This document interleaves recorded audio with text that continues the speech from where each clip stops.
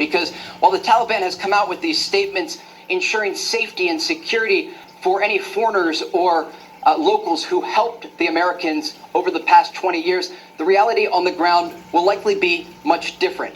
Once they take control and are able to implement their own justice system, we are likely to see the return of things like public executions, a judicial system that implements punishments like public stoning, cutting off limbs of people who are accused of stealing, really taking the country back decades. And that's the major concern, that these individuals who helped the American troops and forces over the past 20 years will be the first to face the brutality of this organization, the Taliban.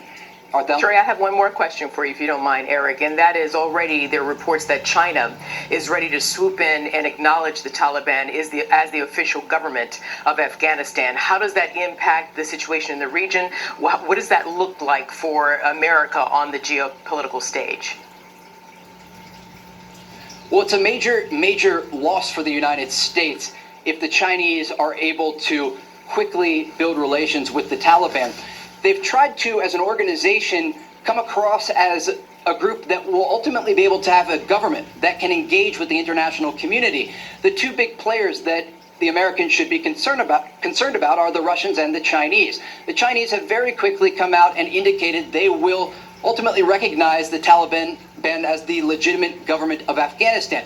The Russians originally, there were reports about people in Moscow and top Kremlin officials saying that they would recognize the Taliban, but they've since walked those statements back, trying to see how things play out with these evacuations and ensuring that they're not getting ahead of what's unfolding on the ground. But it's a major concern when you step back and look at it from a 30,000-foot view, because if you look to the west of Afghanistan, you are looking at the country of Iran.